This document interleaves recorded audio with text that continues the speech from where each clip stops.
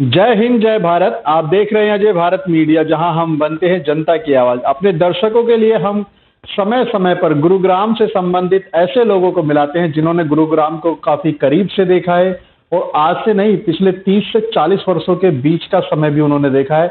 वो गुरुग्राम के उस समय से जानते हैं जिस समय लोगों के पास से ज्यादा गाड़ियां नहीं होती थी, सड़कें कम होती थी। लेकिन आज वही गुरुग्राम जो है मेडिकल टूरिज्म के मामले में नंबर 1 बन चुका है। गाड़ियों की भरमार हो चुकी है। यहाँ पर एक से लेकर एक गाड़ी आपको गुरुग्राम के घरों में मिल जाएंगी और शायद कई बार तो ऐसी गाड़ियां भी मिल सकती हैं जो कि गुरुग्राम में पहली बार आई होंगी।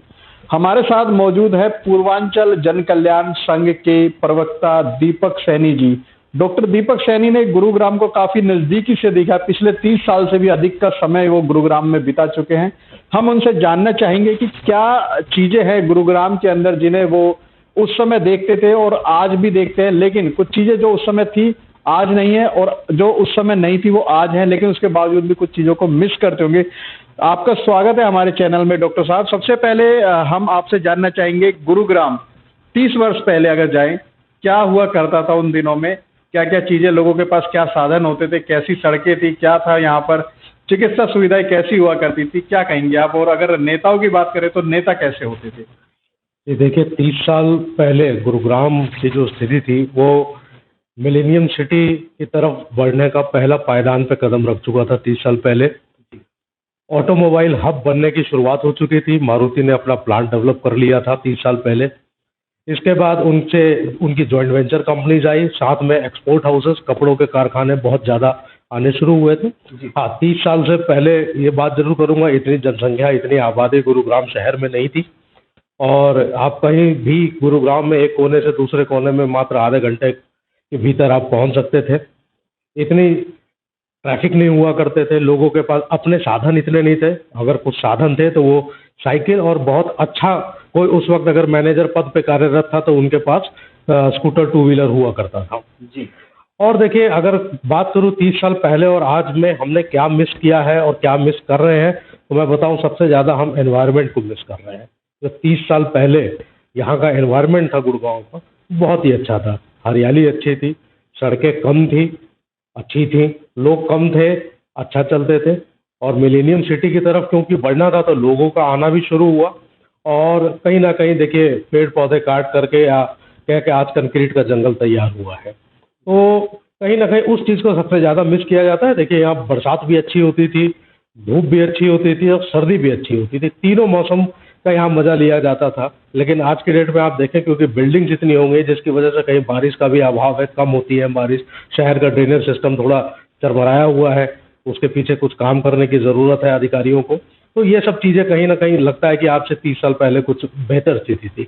स्वास्थ्य सुविधाओं की बात करूँ तो देखिए, गिने चुने अस्पताल कह लीजिए या नर्सिंग होम कह लीजिए, वो हुआ करते थे, जिसमें सेठी अस्पताल हमारे खानसा रोड पे बहुत फेमस अस्पताल था, पुष्पांजलि अस्पताल था, सरस्वती अस्पताल था। तो ये 3-4 के नाम ही थे यहाँ पे। उसके बाद में कल्याणी सबसे बाद में आया। तो ये एक टॉप लेवल का, जैसे कहते हैं कि वो एक नर्सिंग होम हुआ करते थे और जितने भी यहाँ मारुति के कर्मचारी थे या अदर कंपनियों के कर्मचारी थे वो तो वहीं अपना इलाज वगैरह करवाया करते थे। घूमने के लहजे से बात करूँ तो देखिए, यहाँ पे उस जमाने में कमला नेहरू पार्क बहुत फेमस था। शहर की बात करूँ तो आज कहीं ना कहीं वो स्थिति नहीं है उस कमला नेहरू पार्क की। लेकिन एक ज़माना था कि कमला नेहरू पार्क में चाहे सामाजिक कार्यक्रम हो या बच्चों का खेल कूद हो, तो वो सारे कार्यक्रम बच्चे लोग वहीं करते थे। या किसी स्कूल को अपना स्पोर्ट्स मीट मनाना होता था तो वो भी वहीं मनाते थे। तो ये सब चीज़ें था आज से 30 साल पहले। हाँ, नेहरू स्टेडियम हुआ करता था हमारा, और जो कि आज बड़े जर्जर हालत में, दुख होता है देख करके, क्योंकि बचपन हमने भी वहाँ खेला है, गुजारा है, देखा है। तो वो जर्जर हालत में है, तो इसके पीछे भी कहीं ना कहीं सरकारों को सोचना पड़ेगा। और 1986 में बात करूं तो हमारा पहला पायदान पूर्वांचल जन कल्याण संघ का, हमने सामाजिक संगठन यहाँ पे बनाया। पूर्वांचल के लिए पहला संगठन गुरुग्राम में बनाया। अब उस वक्त साइकिल से एक दूसरे को ढूंढते थे कि पूर्वांचल का भाषा बोलने वाला कौन है, उनको पकड़ो, उनको सदस्यता ग्रहण करवाओ, उनसे मिलो, मेल जोल बढ़ाते थे, ऐसा करते थे। आज ये है कि आज सब अपने छत है और एडवांस टेक्नोलॉजी है। आप सोशल मीडिया के माध्यम से लोगों के पास आसानी से पहुंच सकते हैं। पहले यह था कि अपनापन ज़्यादा था, आज की चीज़ों डेट में थोड़ा सा कमर्शियलाइजेशन ज़्यादा हो गया है। थोड़ा सा व्यवहारिकता में जिसे कहते हैं कि दूरियां थोड़ी बहुत बढ़ गई है, तो ये सब चीज़ों का है। और बाकी इंडस्ट्रीज तो देखिए सबने देखा है। अगर मैं बात करूँ 2000 के बाद की, सारे कॉरपोरेट हब्स आज की डेट में गुड़गांव में है, चाहे वो वोडाफोन ले लीजिए, एयरटेल ले लीजिए, और टेलीकॉम इंडस्ट्री में। इसके अलावा ऑटोमोबाइल इंडस्ट्री इतनी है, मारुति है यहाँ पे, होंडा है यहाँ पे, हीरो है यहाँ पे, तो बहुत सारी सुजुकी का मोटरसाइकिल प्लांट है यहाँ पे। तो ये सारे हब्स जो है 2000 के बाद, सन 2000 के बाद आने शुरू हुए। तो कहीं ना कहीं आज मिलेनियम सिटी इसीलिए है क्योंकि ये सारे कॉरपोरेट हब्स यहाँ पे हैं और सारी सुविधाएं हैं आज की डेट में। और कहीं ना कहीं देखिए, आप सिंगापुर से कंपेयर बिल्कुल कर सकते हैं कि उस लेवल का इंफ्रास्ट्रक्चर गुड़गांव में है। हाँ, कुछ चीज़ों में व्यवस्थाएं चरमराई हुई हैं, उसको दुरुस्त करने की जरूरत है। डॉक्टर साहब, बात करें यदि हम रिश्तों की, उस समय लोगों में मेलजोल कैसा होता था? किस तरह से लोग रिश्तों को निभाते थे? एक दूसरे से प्यार से रहते थे या पड़ोसियों के साथ में जैसे आज हो रहा है? आज सोसाइटी कल्चर डेवलप हो रहा है, लोगों के अंदर एक दूसरे से हीन भावना बढ़ती जा रही है, लोग एक दूसरे को देखकर खुश नहीं होते हैं आगे बढ़ते हुए देख करके। तो उस समय क्या हुआ करता था 30 साल पहले की अगर हम बात करें और आज की हम बात कर रहे हैं? जी देखिए, हीन भावना कहना थोड़ा गलत है अगर आज की डेट में भी बात करें। हाँ, आज से 30 साल पहले की बात करें तो सोसाइटीज़ नहीं थी, सेक्टर्स बहुत कम थे। सेक्टर 4, 7 और 14, यही 3 मेजोरिटी सेक्टर थे आज से 30 साल पहले जहाँ पे लोग रहते थे। वहाँ भी आबादी सेक्टरों में बहुत कम थी, तो अधिकतर जो आबादी थी वो गुड़गांव का एक ही एरिया बच जाता था। हमारा ज्योति पार्क हो गया, न्यू कॉलोनी हो गया, आपका मदनपुरी हो गया, ये सब रिहायशी इलाके थे उस ज़माने में जहाँ पे तादाद बहुत ज़्यादा थी लोगों के। और देखिए, बहुत अपनापन था उस समय में। हाँ, आज की डेट में अपनापन है लेकिन समय नहीं है लोगों के पास, सबसे बड़ी दिक्कत ये है। और जब से ये सोसाइटी कल्चर की बात कर लीजिए, अपार्टमेंट्स इतने आ गए हैं, तो देखिए हस्बैंड वाइफ कमाने वाले हैं, वो कमाते हैं, बाहर जाते हैं, उसके बाद 8 घंटे 10 घंटे नौकरी करके आने के बाद शायद इतना वक्त उनके पास नहीं है कि किसी दूसरे सामाजिक कार्यों में या सामाजिकता की तरफ वो आगे बढ़े। तो ये थोड़ा सा समय का एक खेल है, बाकी इसके अलावा कुछ नहीं है। हीन भावना मुझे नहीं लगता कि है, वो अगर है तो ये गलत बात होगी। अगर कोई ऐसा समझता है हीन भावना की बात को, तो हीन भावना नहीं है। हाँ, अपनापन में जरूर थोड़ी दूरियां, आप कह सकते हैं कि दूरियां आई हैं, लेकिन ऐसा नहीं, आज भी अपनापन बहुत है। आप कहीं ना कहीं मानते हैं कि सोसाइटी कल्चर की वजह से लोगों में एकांकीपन भी बढ़ता जा रहा है? बिल्कुल, ये मैं बिल्कुल मानता हूँ इसको कि एकांकीपन बिल्कुल बढ़ रहा है सोसाइटी कल्चर के आने की वजह से। सिर्फ अपने में ही लोग सिमट के रह गए हैं, तो ये कहीं ना कहीं इस चीज़ को ख़त्म करना चाहिए। और देखिए, इन्हीं सब चीज़ों के लिए सामाजिक संगठन बनते हैं। जैसे हमारा सामाजिक संगठन हमारे सिर्फ इसी कामों के लिए बना कि कोई भी होमसिक फील ना करे कि मैं 1000 किलोमीटर 1200 किलोमीटर दूर से आकर के यहाँ रह रहा हूँ और मेरे सुख दुख का साथ देने साथी कोई नहीं है, तो ये ना हो। तो इसीलिए ही, इसी उद्देश्य के साथ ही पूर्वांचल जन कल्याण संघ की स्थापना की गई थी। और पिछले 37 वर्षों से हम लोग इसमें कार्यरत हैं और बहुत सारे सदस्य हैं, सबके घर आना है, जाना है, और बहुत हद तक हम इस चीज़ों को कंट्रोल करके रखते हैं कि किसी भी अनजान आदमी को होमसिक ना हो या उसकी कोई परेशानियां हो तो हम सब मिल करके उसको दूर करें। ये तो रही बातें सर। इसके साथ में जानना चाहूँगा कि उस समय क्या चीज़ें, मनोरंजन के साधन अगर हम बात करें, क्या मनोरंजन के साधन होते थे? लोग खाने पीने के लिए किस जगह पे प्रेफरेंस दिया करते थे? जैसे आज काफ़ी सारे मॉल वगैरह हैं, काफ़ी दुकानें हैं, तो उस समय क्या हुआ करता था इन सब चीज़ों के लिए? क्या फेमस चीज़ें होती थी? देखिए, अगर एंटरटेनमेंट की बात करें, मनोरंजन की बात करें, तो सिनेमा घर 2 या 3 हुआ करते थे। जय सिनेमा और पायल सिनेमा सबसे मशहूर सिनेमा घरों में से था, जहाँ पे सारे गुड़गांव के पूरी जनता वहीं जाया करती है। और गुड़गांव नहीं, आसपास के पटौदी की बात कर लीजिए, सोना की बात कर लीजिए, तो वहाँ से भी लोग यहीं आते थे मनोरंजन करने के लिए। मॉल नहीं हुआ करते थे। सेक्टर 14 में आपका, उसको पहले रोज गार्डन के नाम से लोग जानते थे, तो सेक्टर 14 का हमारा MDI चौक पे जो पार्क है, वो बहुत बड़ा पार्क हुआ करता था। तो स्कूली बच्चे कह लीजिए, या आज संडे के दिन, छुट्टी के दिन कह लीजिए, तो परिवार वहाँ पिकनिक मनाने जाते थे। या फिर बगल में सुल्तानपुर झील था, हालांकि उस जिस वेशभूषा में आज है सुल्तानपुर झील, उस वेशभूषा में नहीं था, लेकिन फिर भी लोग वहाँ जाते थे और अच्छा अपने एक दिन का पिकनिक मना करके आते थे। तो यही सब मनोरंजन के थे। इतने मॉल्स वगैरह कहीं भी नहीं थे। मॉल्स की उत्पन्नता तो शायद 2002-3 के बाद से आना शुरू हुई, उसके बाद मॉल की झड़ी लगी है। अदरवाइज यही सिनेमा घर थे। खाने पीने की बात करें तो देखिए, ओम स्वीट्स हमारे और श्याम स्वीट्स, यही तो सबसे बड़े वो थे। फिर हरीश बेकरी खुला, तो यही था जो हमारा इधर अपने मदनपुरी के पास ओम स्वीट्स का था, इनका था। तो यहीं पे लोग जाया करते थे, यहीं खाया करते थे। इसके अलावा कोई भी ऐसा हल्दीराम या बीकानेर वाला ऐसा 30 साल पहले नहीं हुआ करता था गुड़गांव में। बात करें अगर त्योहारों की, तो त्योहार किस तरह से उस समय लोग मनाते थे? कौन कौन से प्रमुख त्योहार होते थे? आप अगर पूर्वांचल की भी बात करें तो जैसे छठ का त्योहार आज भी पूर्वांचल की तरफ से सबसे बड़ा त्योहार माना जाता है। उस समय कैसा होता था और आज कैसा होता है? ये देखिए, अगर मैं 86-87 की बात करूँ, 86, 87, 88, तो हरियाणा में छठ पर्व को लोग नहीं जानते थे और बहुत सीमित दायरा था। लोग 5 घर आपस में, 7 घर आपस में मिलके कर लेते थे। और यहाँ का प्रमुख त्योहार तो देखिए होली और दिवाली 2 ही था कि जो लगता था कि त्योहार है। बाकी इसके अलावा ऐसा कोई त्योहार यहाँ नहीं था। लेकिन कहीं न कहीं पूर्वांचल वासी जब 86-87 के बाद यहाँ बड़ी तादाद में लोग आना शुरू हुए, तो 90 से आप समझ लीजिए कि 90 से 91 से लोगों ने सामूहिक तौर पे छठ पर्व मनाने की शुरुआत की।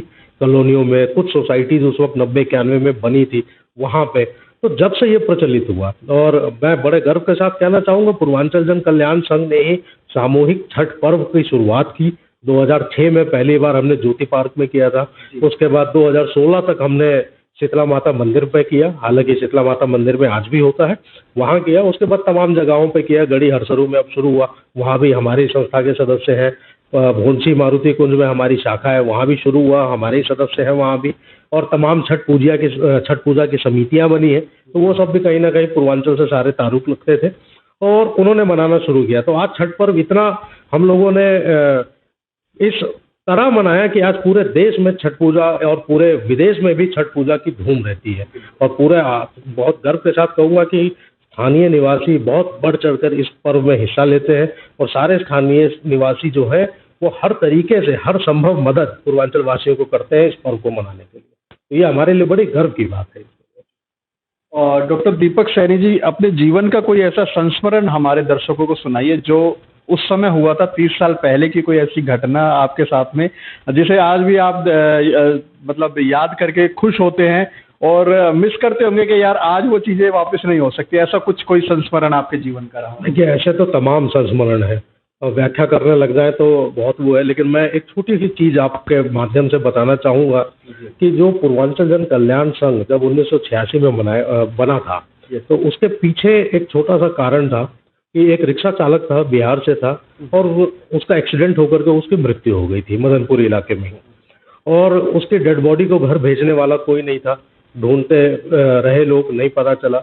मेरे पिताजी जो संस्था के संस्थापक सदस्य हैं वो थे, उन्होंने देखा, स्वर्गीय रामेश्वर प्रसाद जी, तो उन्होंने देखा उस मंजर को और बहुत ढूंढने का प्रयास किया उन्होंने। तो कहीं ना कहीं उनके दिमाग में वही बात खटकी कि आज भी हम 1000-1200 किलोमीटर दूर आकर के यहाँ बसे हुए, कल को मेरे साथ कुछ ऐसा हो जाए और कुछ ऐसी घटना घट जाए तो मेरे घर तक खबर ही नहीं पहुँच पाएगी। तो उसी सोच के साथ अगले दिन उन्होंने, क्योंकि मारुति में कार्यगर थे, तो मारुति के कुछ साथियों के साथ उन्होंने इस विषय को आगे बढ़ाया और 1986 सितंबर में पहली बैठक हुई। तो वहाँ निर्णय लिया गया कि नहीं, हम ऐसी संस्था बनाएंगे। तो ये सबसे बड़ा संस्मरण है मेरे लिए और आजीवन रहेगा, क्योंकि ये बहुत प्रेरणादायक है।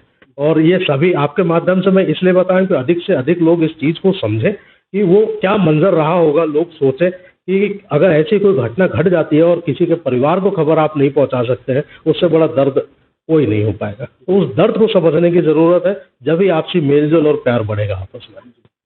बहुत बहुत धन्यवाद आपका हमसे बात करने के लिए। तो डॉक्टर दीपक सैनी जी ने अपने जीवन के खट्टे मीठे अनुभव भी हमारे साथ शेयर किए हैं और इसके साथ ही यदि कोई और सवाल आप उनसे जानना चाहें हमारे माध्यम से तो आप नीचे कमेंट बॉक्स में कर सकते हैं। हमारे कैमरा पर्सन का भी एक सवाल आ रहा है। जी बताइए, आप क्या पूछना चाहेंगे? मैं ये पूछना चाह रही थी कि ऐसा क्या हुआ पिछले 25 वर्षों में जो बहुत ज़्यादा पूर्वांचल के लोग जो हैं वहाँ से पलायन करने लगे, और ऐसा हम उनके लिए क्या कर सकते हैं कि वो अपनी जगह को, अपनी माटी के साथ में रहकर एक अच्छा व्यवसाय कर सकें या जॉब उनको वहीं अवेलेबल है, तो उसके लिए क्या प्रयास हो? देखिए, ऐसा है, 25 वर्ष पहले या 30 वर्ष पहले जो पलायन की स्थिति हुई थी वो देखिए इसलिए हुई थी क्योंकि बिहार सबसे पिछड़ा राज्य हुआ करता था। नो डाउट कि हम पढ़ने में बहुत अच्छे थे, बिहार के लोग पढ़ने में बहुत अच्छे थे। आईएएस, आईपीएस, सरकारी कर्मचारी सबसे ज़्यादा बिहार से निकलते थे, इसमें कोई दोराही नहीं है। लेकिन कहीं ना कहीं जी बिल्कुल, नालंदा यूनिवर्सिटी आपको पता है कि कितने साल पुरानी है और आज भी उसका रिफॉर्म होकर के अभी नई नालंदा यूनिवर्सिटी बनी है और मुझे गर्व है कि मैंने वहाँ पे काम किया है।